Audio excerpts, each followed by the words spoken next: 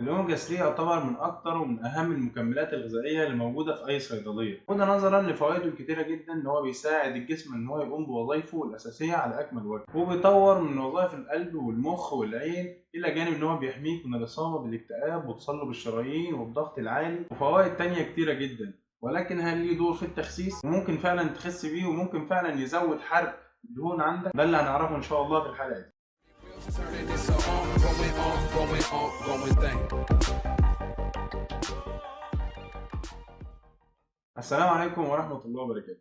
في أنواع كتيرة جدا من الأوميجا 3، ولكن اللي يهمنا هم 3 أنواع وبيرمز لهم بالرموز دي ALA والEPA والDHA. والALA ده يعتبر من الأحماض الدهنية الأساسية، يعني الجسم ما بيصنعوش، علشان كده أنت لازم يكون موجود في أكلك على طول. مش مهم قوي إنك تعرف الأسماء، ولكن مهم إنك تعرف فوائدهم اللي هنتكلم عنها إن شاء الله. المصدر الرئيسي ليهم هو زيت السمك والأسماك عموما، أو الأسماك بأنواعها، بنسبة كل 100 جرام موجود فيهم حوالي 3.5 مللي من الأوميجا 3.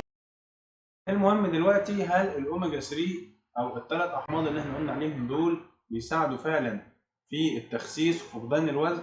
ولو بيساعدوا ازاي، وايه هي طريقة شغلهم، وازاي استفيد منهم، وازاي ان انا اقدر اوصل بيهم لاعلى نسبة حرق دهون؟ اول حاجة هنتكلم عن دورهم في سد الشهية والسيطرة على الجوع، وده عن طريق دراسة اتعملت على ناس اصحاء ما بيعانوش من اي امراض اثناء ما هم كانوا عاملين نظام دايت او رجيم ماشيين عليه.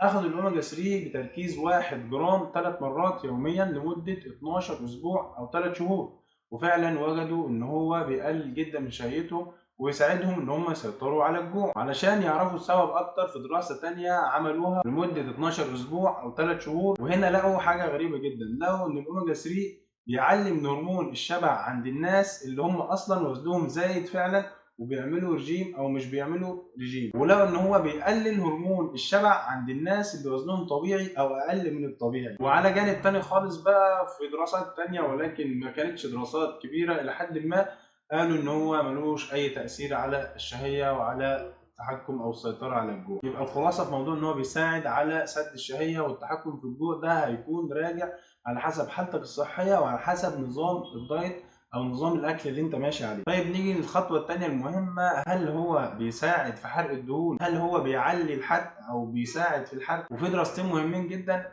اتعملوا علشان خاطر يشوفوا الموضوع ده وتاثير الاوميجا 3 على حرق الدهون.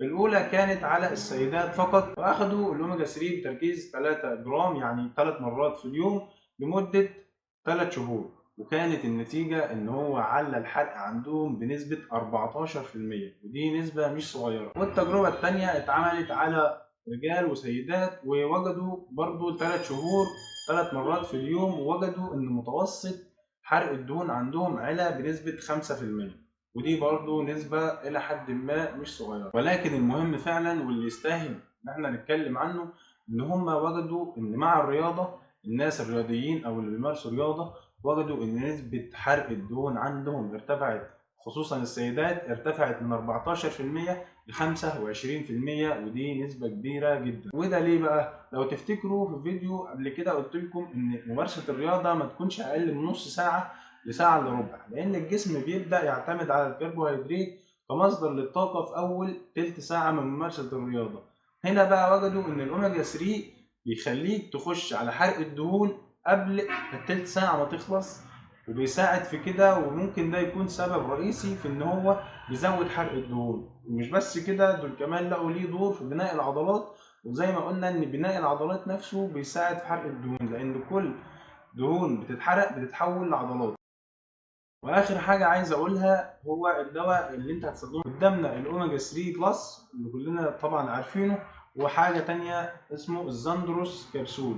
الاوميجا 3 بلس كبسول والزاندروس كبسول، ده فيه 1000 مللي جرام او الكبسوله 1 جرام من زيت السمك، وده 1200 مللي جرام من زيت السمك. وعلى فكره زيت السمك مش كله اوميجا 3، زيت السمك لازم يكون 50% منه اوميجا 3 اللي هم الدي اتش اي والاي بي اي والالفا لينوليك اسيد او الاي ال اي. عشان كده انا انصح وارشح الزاندروس، لان هو الوحيد اللي موجود فيه الدي اتش اي والاي بي اي بنسبه 50%، وهنا الدي اتش اي نسبتها 240 مللي جرام والاي بي اي نسبتها 360 مللي جرام، يعني 600 مللي جرام، يعني نص ال 1200 مللي جرام. والجرعه هتكون كبسوله 3 مرات يوميا قبل الاكل، مع الاكل، من غير اكل خالص مش هتفرق، ولكن هم 3 مرات يوميا يعني كل 8 ساعات. الجرعات العاليه ممكن يحصل بعض الاعراض الجانبيه زي الاسهال وزي اضطرابات المعده. كمان عايز انبهكم ان الاوميجا 3 بيساعد شويه في سيوله الدم، علشان كده اي مريض سيوله دم او بياخد ادويه لسيوله الدم ما يستخدموش طبعا، لان هو ممكن يدخله في مشاكل. وكمان عايز اقول ان هو مناسب للحوامل والمرضعات ومرضى السكر ومرضى الضغط وللاطفال، ومفيش منه اي مشاكل خالص. واي سؤال لحضراتكم او توضيح حاجه انا ما وضحتهاش يا ريت تسيبوه في التعليقات وانا هرد عليه ان شاء الله. اشوفكم في حلقه جديده، والسلام عليكم ورحمه الله وبركاته.